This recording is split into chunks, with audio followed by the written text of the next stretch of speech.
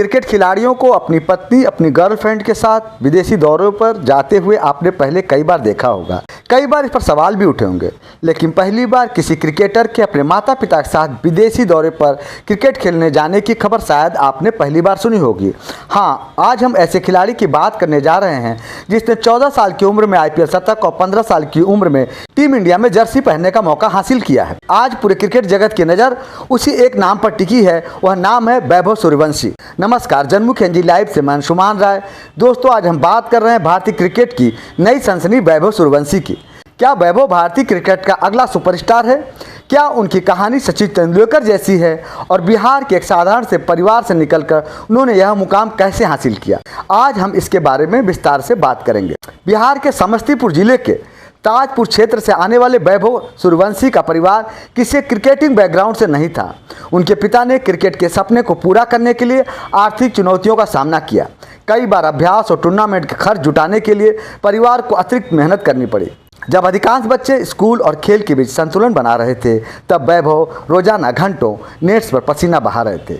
यही संघर्ष उनकी सबसे बड़ी ताकत बना। कम उम्र में वैभव ने उम्रदराज खिलाड़ियों के खिलाफ रन बनाकर चयनकर्ताओं का ध्यान खींचा। अंडर 16 और जूनियर क्रिकेट में लगातार शानदार प्रदर्शन ने उन्हें राष्ट्रीय स्तर पर पहचान दिलाई। 2025 में उन्होंने अंडर 19 में 13 मैचों में 740 रन बनाए, जिसमें वहीं 2026 में 10 मैच में 645 रन बनाए, जिसमें 2 शतक और 4 अर्धशतक लगाए। फिर आया IPL का मंच, जहां उन्होंने दुनिया के बड़े गेंदबाजों के खिलाफ आक्रामक बल्लेबाजी कर सबको चौंका दिया।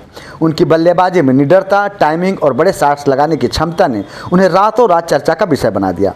2025 के IPL में जहां उन्होंने 7 पारियों में 252 रन बनाए, जिसमें 1 शतक और 1 अर्धशतक शामिल थे, इस वर्ष उन्होंने सबसे कम उम्र में शतक बनाने का रिकॉर्ड बनाया था। तो वहीं इस वर्ष 2026 में वैभव ने 776 रन बनाए और ऑरेंज कैप विजेता बने।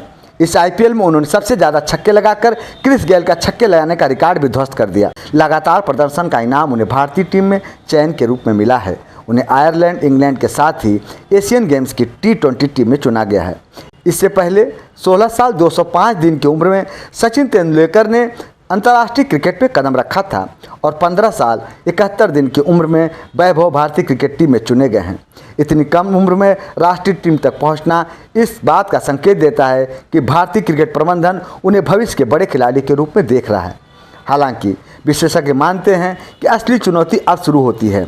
घरेलू क्रिकेट, अंतर्राष्ट्रीय दबाव, लगातार प्रदर्शन ही तय करेगा कि वैभव किसी लंबी रेस के घोड़े साबित होते हैं अथवा नहीं।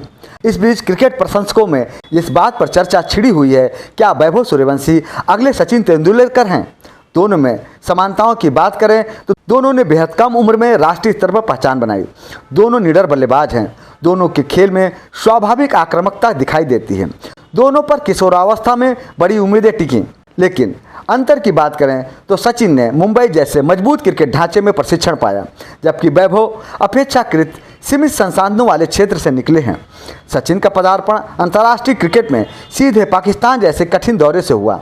वैभव आधुनिक T20 युग के खिलाड़ी हैं, जबकि सचिन ने टेस्ट क्रिकेट केंद्रित दौर में शुरुआत की थी। सोशल मीडिया का दबाव वैभव के सामने कहीं अधिक है। क्रिकेट इतिहास बताता है कि प्रतिभा आपको दरवाज़ा खोलकर दे सकती है, लेकिन अनुशासन, फिटनेस और निरंतरता ही महानता तक पहुंचाती है। सचिन तेंदुलकर को महान बनाने वाली सिर्फ प्रतिभा नहीं थी, बल्कि 24 वर्षों तक लगातार प्रदर्शन करने की क्षमता थी।